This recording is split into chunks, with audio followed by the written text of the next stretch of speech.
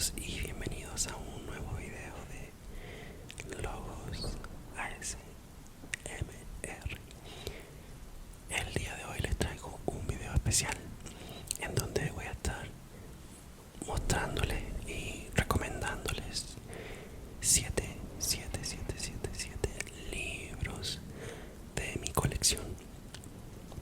Estos libros son libros que he escogido principalmente porque son variados, son de diferentes temas y de diferentes estilos, pero yo todos los he disfrutado mucho, ¿okay? Todos estos libros han sido libros que he disfrutado un montón y creo que ustedes los van a disfrutar también, ¿okay?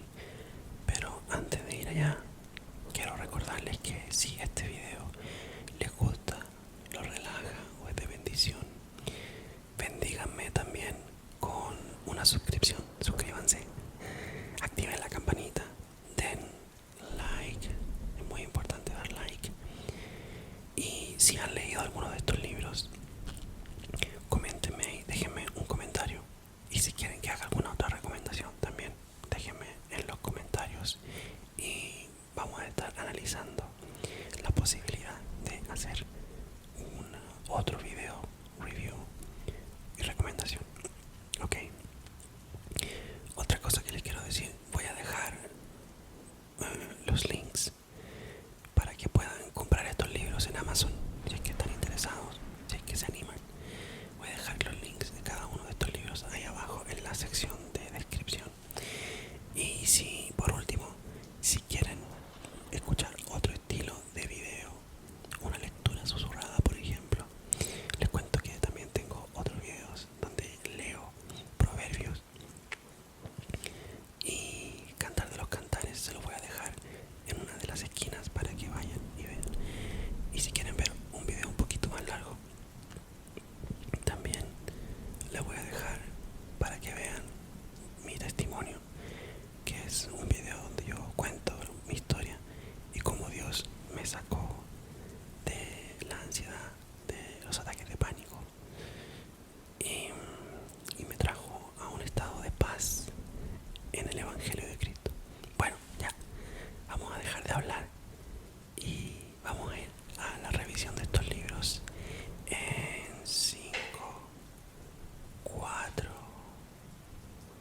3, 2, 1.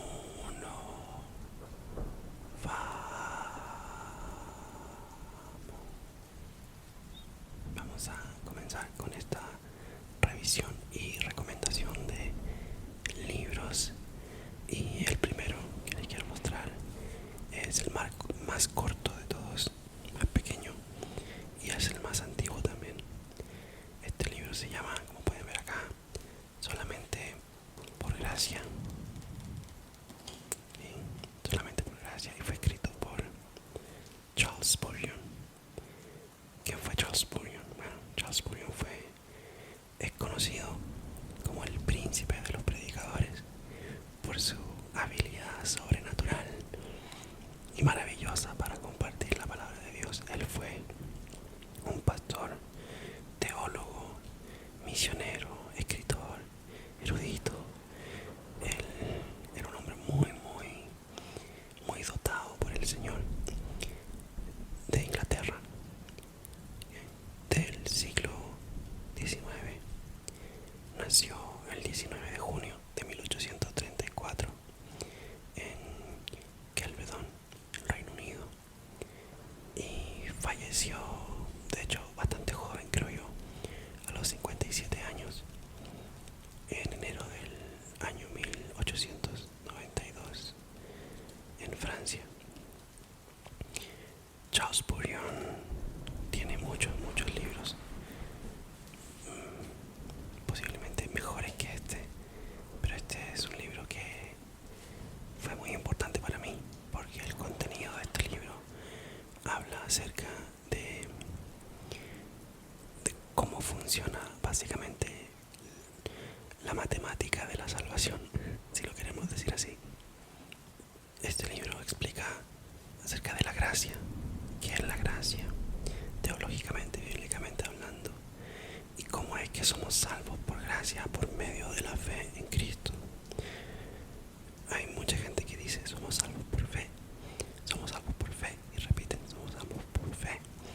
Y no es incorrecto decirlo, pero mucho más preciso es decir somos salvos por gracia, por medio de la fe.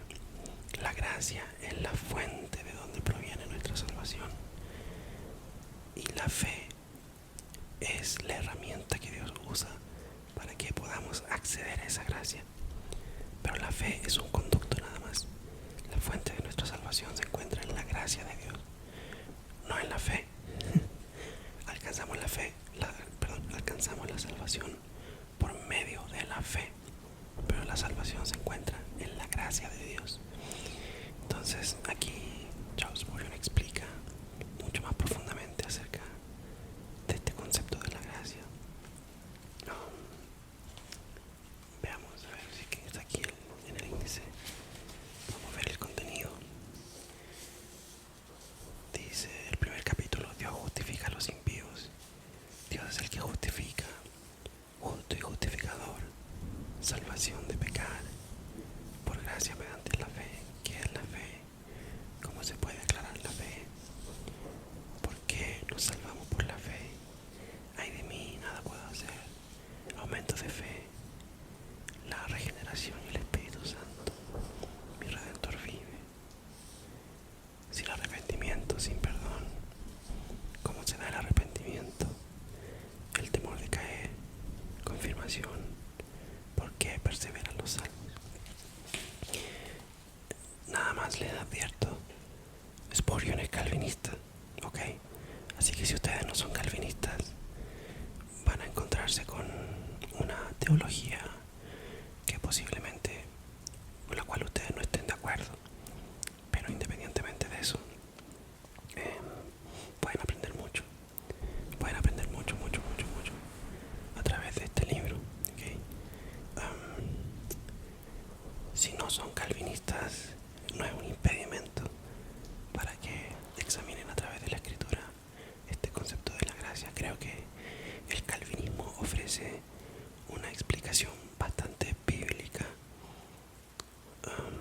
bastante saludable, sana, acerca de la gracia, ¿okay? Yo sé que a mucha gente no le cae muy bien el calvinismo, pero creo que hay muchos malos entendidos, al igual que hace el arminianismo. Creo que el arminianismo también hace un muy buen trabajo explicando la responsabilidad humana en el rol de la salvación, pero no pueden estar los dos correctos, ¿cierto? Son dos opiniones diametralmente opuestas, y ahí es donde usted tiene que decidir.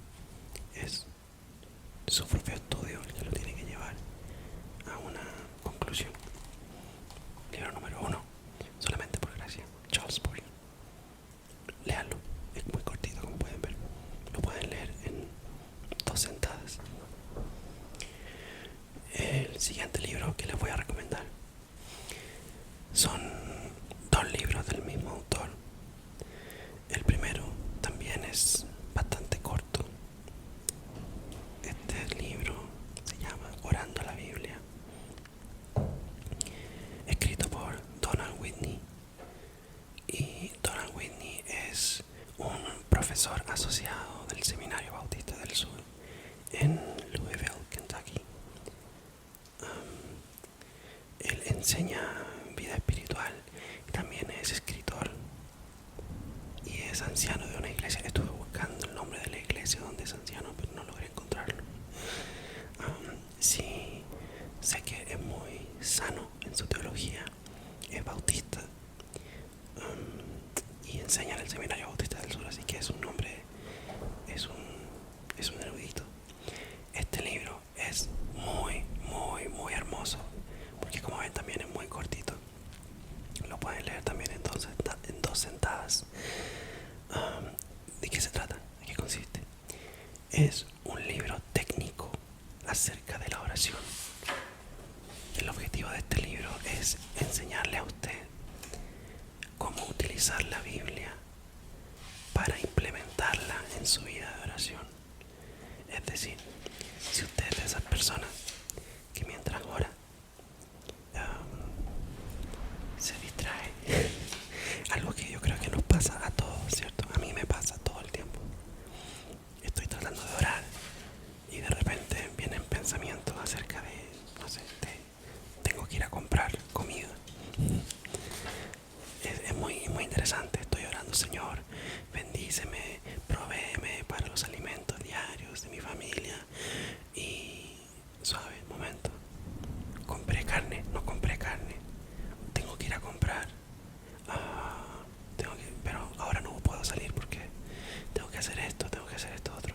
Voy a salir y se nos va la onda y nos desconcentramos. Entonces, este libro presenta un método en el capítulo 3 acerca de cómo utilizar la Biblia para la vida de oración. ¿Okay? Por ejemplo, yo les voy a dar un ejemplo, no lo voy a leer porque tampoco quiero que me arroje copyright. Si agarramos por ejemplo el Salmo 23, ¿cierto? Salmo conocido, parte diciendo: el Señor es mi pastor, nada me faltará. Entonces usted puede tomar ese pasaje y comenzar a orar ese pasaje y decir: Señor, te doy muchas gracias porque tú eres el pastor de mi alma. Tú eres quien siempre me guía en medio de las circunstancias, en medio del dolor, en medio de las pruebas. Te pido que también seas el pastor de mi familia, Señor. Sea el pastor de mis hijos, guíanos y llévanos juntos hacia ti. Y así pueden orar esa parte que dice: el Señor es mi pastor. Y después pasa: nada me faltará. Señor, te doy gracias porque hasta el día de hoy no me ha faltado nada. Principalmente no me ha faltado ninguna bendición espiritual en Cristo. Tú has provisto para todas mis necesidades. Y yo te pido, Señor, que sigas proveyendo para todas nuestras necesidades, principalmente para nuestras necesidades espirituales. Necesitamos aprender a vencer el pecado. Necesito aprender a caminar contigo y a confiar en ti. Que nunca falte la fe en mi corazón, pero tampoco que nunca falte el alimento en mi mesa, Señor. Que nunca falte los recursos para pagar mis deudas, para pagar el alquiler, para pagar la educación de mis hijos. Tú, Señor, eres quien provee. Amén, etcétera, etcétera. Y así van utilizando la Biblia como una herramienta de oración. Es muy hermoso porque después de un tiempo, al usar esta técnica, uno se acostumbra y se vuelve casi que una conversación con la Biblia. Uno termina básicamente orando a Dios y Dios respondiéndole a uno a través de la escritura. Es muy lindo. Y como les digo, es una técnica que pueden usar si es que ustedes son de estas personas que se desconcentran muy rápido o que tienen déficit atencional. Utilicen la Biblia, la palabra de Dios, en nuestra guía de oración. Este libro les va a enseñar cómo hacerlo, orando la Biblia. Yo no me había dado cuenta, esto es muy chistoso, no me había dado cuenta que esto es una P. ¿Por qué? Porque en inglés el libro se llama Praying the Bible. Entonces esto es forma una P de Praying the Bible. En español no se nota, pero en inglés fue muy chistoso cuando me di cuenta. Okay. Segundo libro, Donald Whitney, orando la Biblia. Vayan, cómprenlo, está barato en Amazon. El tercer libro también es del mismo autor, Donald Whitney. Y este es muy parecido al anterior, pero un poco más ampliado. Este ya no solamente habla acerca de la oración. Este libro habla de las disciplinas espirituales más importantes para la vida cristiana. Una de las cosas más hermosas de este libro para mí es que, por ejemplo, cuando habla de la oración, al final del capítulo, solamente quiero orar. Es todo lo que quiero hacer. Cuando habla del ayuno, quiero ayunar. Cuando habla de la lectura, quiero leer. Vamos a ver aquí cuáles son las disciplinas de las cuales habla este libro. Habla primero que todo de la oración como disciplina espiritual para la piedad, la adoración en segundo lugar, la evangelización, el servicio, la mayordomía. Aquí se refiere a la mayordomía financiera principalmente, que es una disciplina que forma parte de nuestra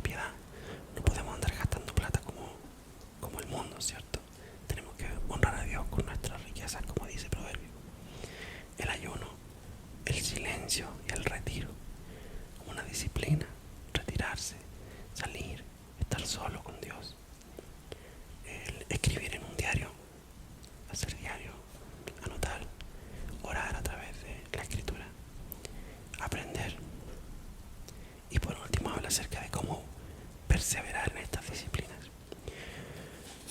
Es un libro muy lindo, como les digo. Cada capítulo lo anima a uno. Al final de cada capítulo se van a dar cuenta que ustedes van a querer hacer lo que ese capítulo dice. Es más largo este libro, pero no es tan largo. Es... ¿cuántas páginas tiene? 300 y resto, 350, algo así. Vayan, cómprenlo. Está en Amazon. Se lo recomiendo. Está barato. Disciplinas espirituales para la vida cristiana, de Donald Whitney.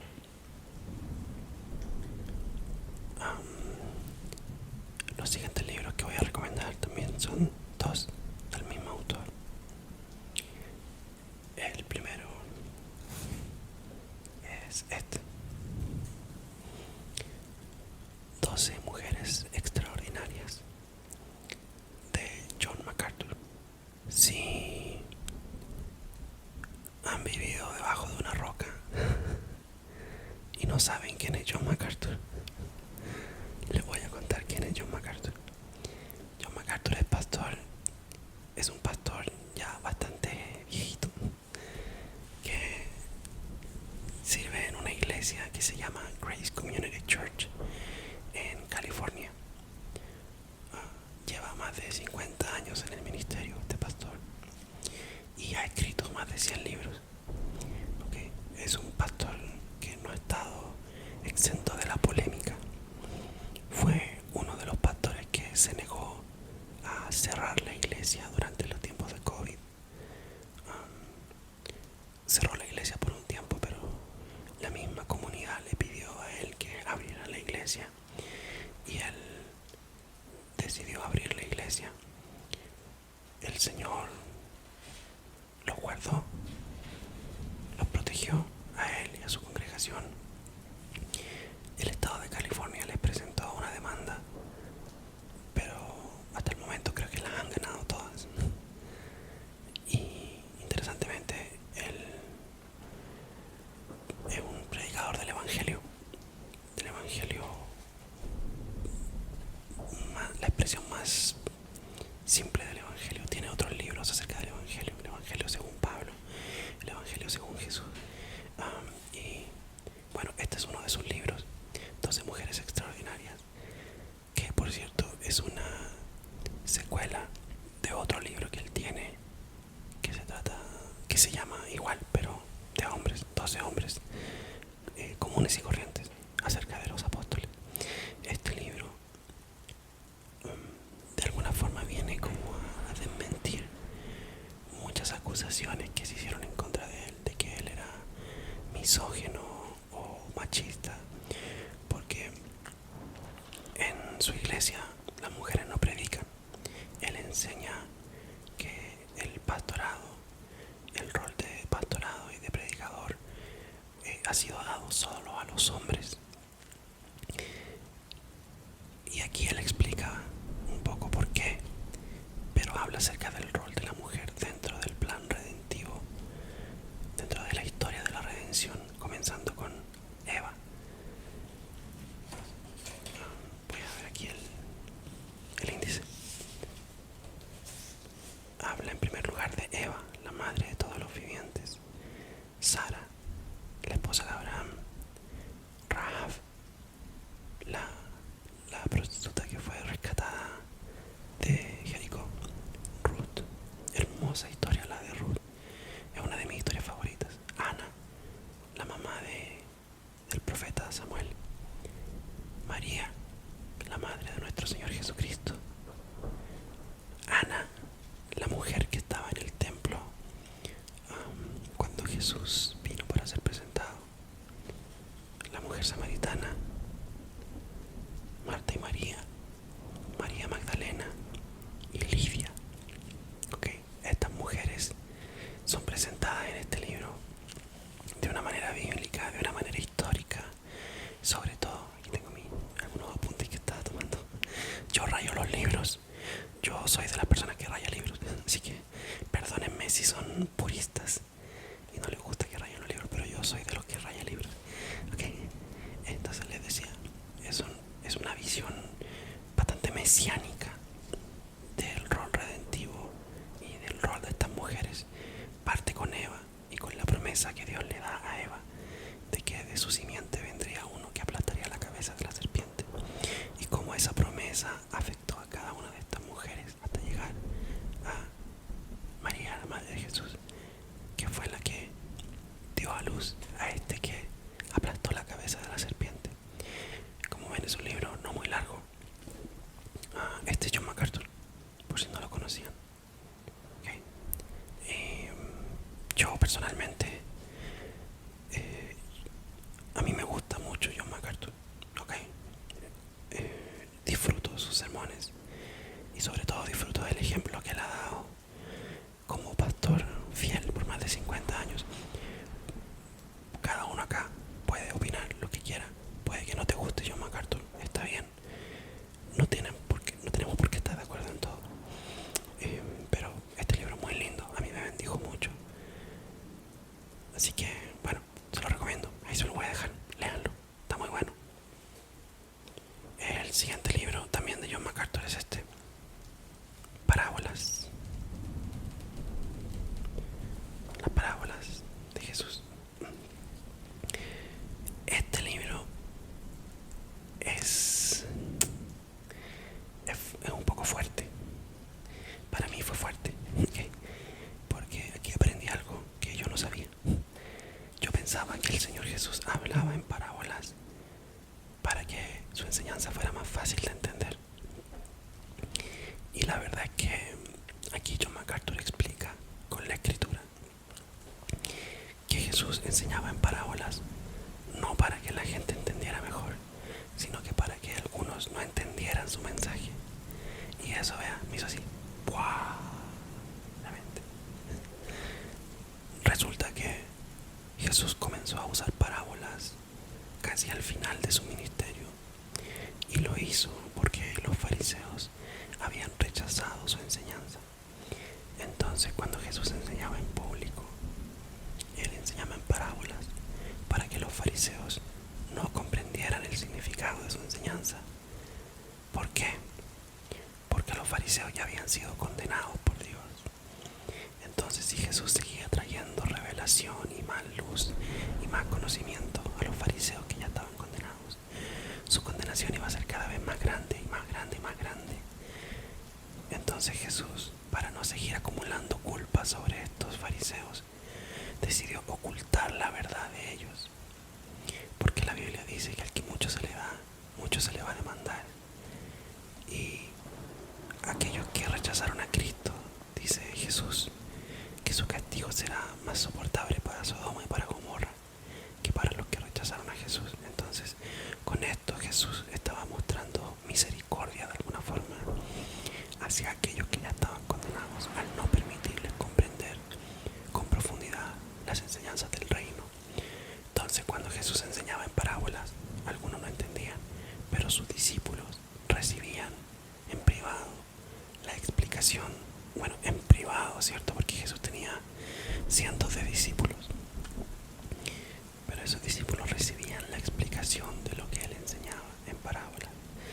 Es un libro súper lindo, gente, yo les digo, de verdad, no se dejen llevar por los rumores, ¿cierto?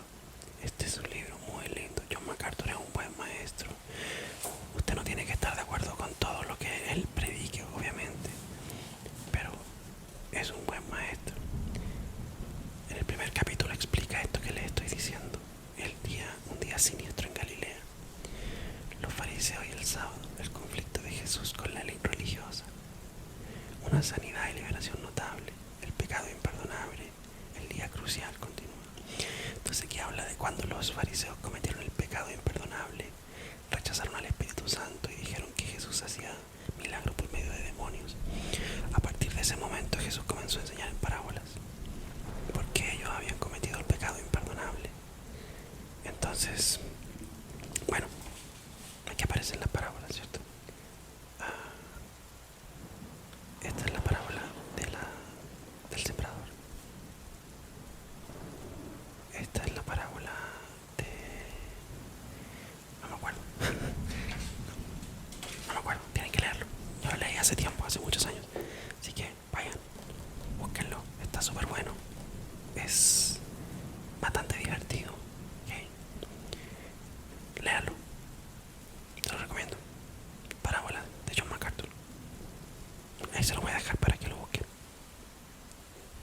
siguiente libro es este que tengo acá. Se llama Algo tiene que cambiar, escrito por David Platt. Como ven acá, David Platt es el autor de otro libro muy conocido, recontra conocido, que se llama Radical, que es un libro naranjito con una casa volteada. David Platt es pastor, es muy joven él, no sé si acá hay una foto de él, creo que no, creo que no. Ok, es un pastor, él es bastante joven, la verdad. Nació en 1979 y es pastor en Washington, D.C., en una iglesia que se llama McLean Bible Church.